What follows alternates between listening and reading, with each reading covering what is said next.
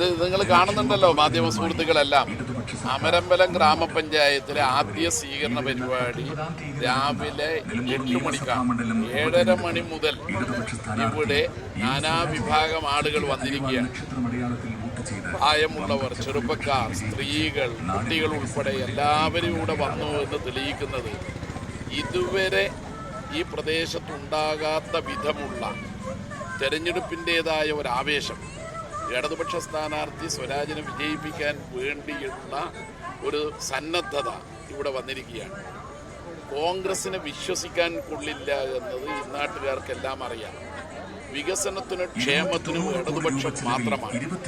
അതാണ് ഈ ജനപങ്കാളിത്തം തെളിയിക്കുന്നത്. അപ്പം മാത്രമല്ല, കഴിഞ്ഞ ദിവസം വഴിക്കടവിലെ പ്രശ്നം എന്താണെന്നുള്ള സത്യം തിരിച്ചറിഞ്ഞ ജനങ്ങൾ ഇനിയും ചില ഗൂഢാലോചനകൾ നടത്തി സംഘർഷമുണ്ടാക്കി ഇടതുപക്ഷത്തിനെതിരായിട്ടുള്ള സമര നാടകം സംഘടിപ്പിച്ച് ഗുണപ്രചരണങ്ങൾ നടത്തി ഈ ജനവികാരത്തെ, ഇടതുപക്ഷ അനുകൂലമായ ജനകീയ മുന്നേറ്റത്തെ തടുക്കാൻ കഴിയുമോ എന്നാണ് അവർ നോക്കുക.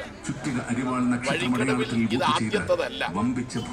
പന്നിക്കിണി ഒരുക്കി ഒരു പാവപ്പെട്ട കുട്ടിയുടെ ജീവൻ അപഹരിച്ചു. മരണത്തെ ഒരിക്കലും ആഘോഷിക്കാൻ പാടില്ല. ദാരുണമായ ഒരു സംഭവമാണത്. ഒരു കുടുംബത്തിന് ഒരാൺതരിയാണ് നഷ്ടപ്പെട്ടത്. ഭാവി വാഗ്ദാനമാണത്. പക്ഷെ എന്താണ് അവർ ചെയ്തത്? ചാമക്കാലിയും മറ്റും അനൗൺസ് ചെയ്തത് എന്താണ്? UDFന്റെ സ്ഥാനാർത്ഥി തന്നെ അർദ്ധരാത്രി അനൗൺസ് ചെയ്തത് എന്താണ്? സർക്കാർ സ്പോൺസർ ചെയ്ത കൊലയാണ് എന്നാണ്. അവർക്ക് തന്നെ അതിൽ നിന്ന് പിന്തിരിയേണ്ടി വന്നില്ലേ? കോൺഗ്രസ് പ്രവർത്തകനാണ് ആ കുട്ടിയുടെ ജീവൻ എടുത്തതിൻ്റെ പിന്നിലുള്ള കാരണക്കാരൻ. അയാളാണെങ്കിൽ പന്നിക്കിണി ഒരുക്കി ഇതിനു മുമ്പും പല അപകടങ്ങളും ഉണ്ടാക്കിയ ക്രിമിനലാണ്. ഒരു ക്രിമിനലിനെ സംരക്ഷിക്കേണ്ടി വന്നില്ല. പ്രതിപക്ഷ നേതാവ് തന്നെ പറഞ്ഞല്ലോ അയാൾ കോൺഗ്രസ് ആണെന്ന്.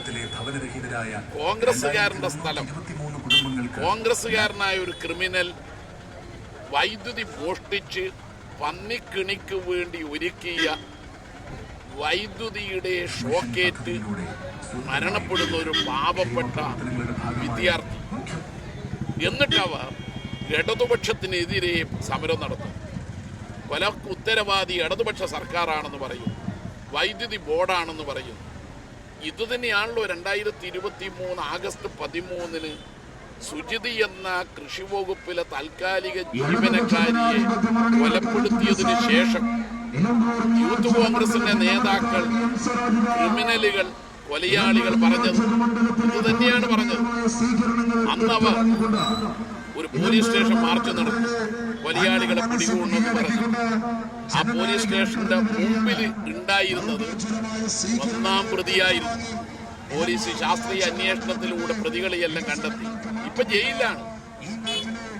നേരത്തെ ആര്യാണ്ട് PAയുടെ നേതൃത്വത്തിലാണ് നിലമ്പൂരിലെ കോൺഗ്രസ് ഓഫീസിലെ ജീവനക്കാരി രാധിയെ കൊലപ്പെടുത്തിയതെങ്കിൽ യൂത്ത് കോൺഗ്രസിന്റെ നേതാക്കൾ സുജിതിയെ കൊലപ്പെടുത്തിയിട്ട് സ്വന്തം വീട്ടുപറമ്പിന്റെ സെപ്റ്റിക് ടാങ്കിന്റെ സമീപത്ത് കുഴിച്ചിടുകയല്ലേ ചെയ്തു.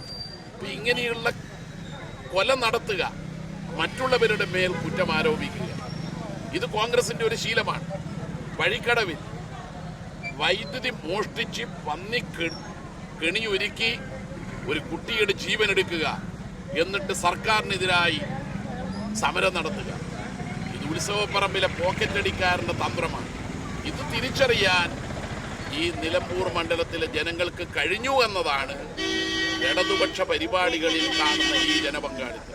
അതോടൊപ്പം ഈ ഒരു തെരഞ്ഞെടുപ്പിന്റെ ഭാഗമായി വലിയ രീതിയിലുള്ള വർഗീയ പരാമർശങ്ങളാണ് UDFന്റെ ഭാഗത്തു നിന്ന് വരുന്നത്. പക്ഷേ വികസന നേട്ടങ്ങൾ എന്ന് പറഞ്ഞാണ് LDF ജനങ്ങളെ കാണുന്നത്. എല്ലാ ജാതിയിലും മതത്തിലും പെട്ടവർ ഒരുമിച്ച് കഴിയുന്ന നാടാണ് ഉത്തരേന്ത്യയല്ല കേരളം. ശ്രീനാരായണ ഗുരുവിൻ്റെ നാടാണ് ഈ നാട്.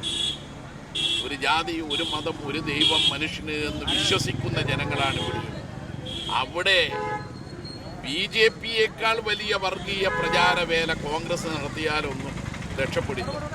ജനങ്ങളതിനെതിരാണ്. മതന്യൂനപക്ഷങ്ങളുടെ രക്ഷകർ ഇടതുപക്ഷമാണ്, കോൺഗ്രസ് അല്ല. കോൺഗ്രസ് ഭരിക്കുന്ന സംസ്ഥാനങ്ങളിൽ ന്യൂനപക്ഷ വേട്ടയാണ് നടക്കുന്നത്. അതുകൊണ്ട് നിലമ്പൂരിൽ അവർ നടത്തുന്ന പൂഴിക്കടവൻ പ്രയോഗമായ വർഗീയ പ്രചാരവേലയും ജനങ്ങൾ പുച്ഛിച്ചു തള്ളും, ബാലറ്റ് എടുക്കും, മതനിരപേക്ഷതക്ക് വോട്ട് ചെയ്യും, എന്നിട്ട് ഇടതുപക്ഷ സ്ഥാനാർത്ഥിയെ സ്വരാജിനെ വിജയിക്കും.